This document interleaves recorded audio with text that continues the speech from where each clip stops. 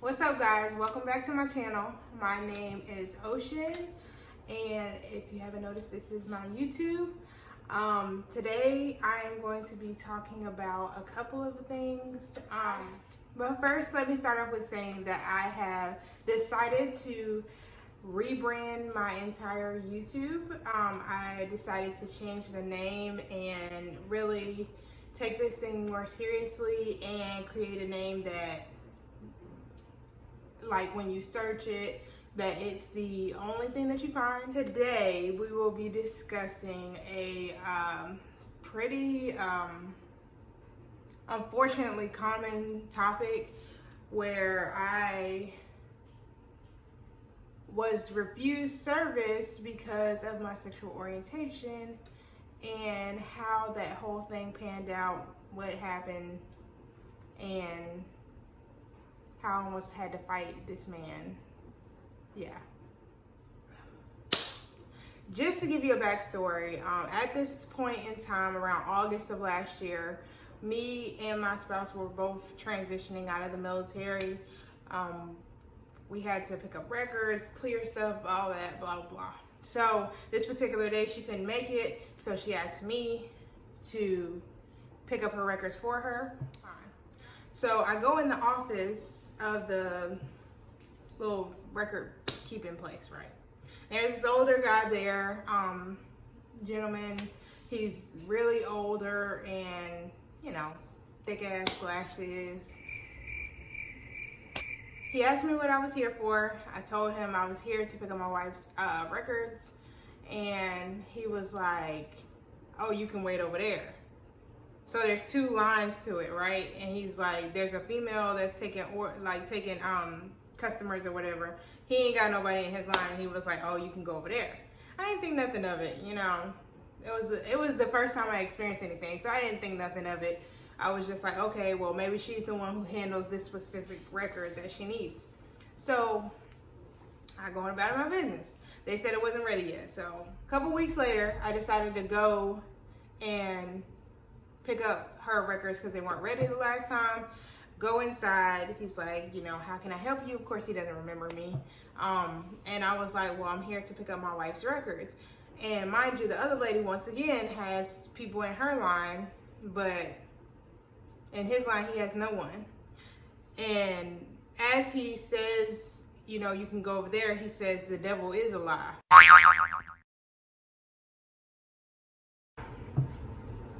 I was like, you know, I sensed the attitude, so I didn't jump on him right at first.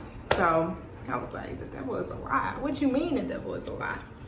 And I was like, ma'am, you know, are you the only one? I walked up to the register and I was like, ma'am, are you the only one that, you know, handle these specific type of records? And she was like, no, anyone who's up here at the front can give you your records, and they've actually been ready. They're right here. When I tell y'all, they were right behind that man. They were right behind him, but he just didn't want to give them to me. And I said, so, sir, you mean to tell me that you couldn't get up and get my records that were right behind you? And he said it again. He's like, the devil is a lie. I said, what the hell do you mean the devil is a lie? And he was like, the devil is a lie and you a liar. And I was like, why? Because I'm gay? Because I have a wife, I'm picking up her records? And he was like, I'm not dealing with your mess, y'all's mess, or I'm not dealing with y'all's mess, basically. So when he basically said that, that's when I knew. It's because like, after I would walk in and go in the other line, someone else would come in the door and he would service them, like other gentlemen or, you know, whoever come in the door. But me, he would not. So I was like, and I had given him no notion or no reason not to service me. I was just another person that came in there.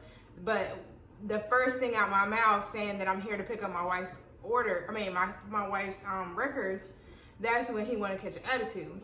And he basically was like, I'm not dealing with this. He gonna get up and go to the back. I said, bet. I said, ma'am, where's your manager? And she was like, she's not here right now, but but she'll be back soon. I said, okay, bet, I'll wait. I will wait. I'm gonna sit there and wait and talk to the manager. Of course, she wants to keep it in the department. She's like, if you just, let me know and you could write a statement saying blah, blah, blah. I said, oh, fuck no. We ain't doing no little keep it in the department, because he didn't want to keep me in the department. He didn't want to service me. So we're not going to service him for the benefit for y'all to be like, oh, I'm pretty sure he did it to other service members, especially since the fact that a lot of the Army has, a lot of people in the Army are a part of the LGBTQ community. So for him to be like, no to me, it was ludicrous. So I said, fine, okay. Y'all want to keep it department-wide? I'll let you know by the end of the day what I'm gonna do. If I'm gonna write you a letter, if I'm gonna take it where I need to take it. And ultimately, I decided to take it above all of it. I'm not gonna do that, because it's not just about me.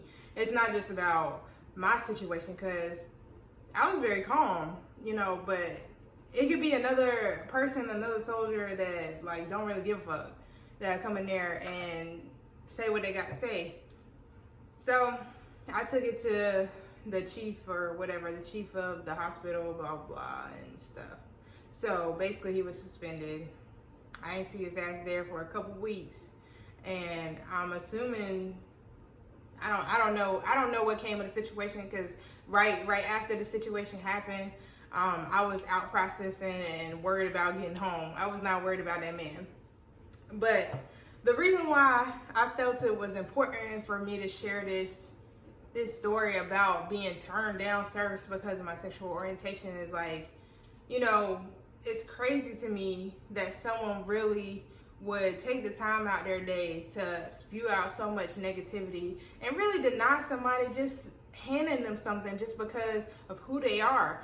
And like, legitimately, if you are that type of person who does not like me because I'm gay, does not like me because I'm black, does not like me because I'm a woman, well, I feel sorry for you. I really do.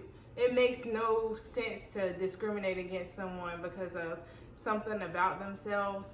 And unfortunately, it happens on so many different levels. But I've never had it happen so blatantly. And I've lived in the South all my life.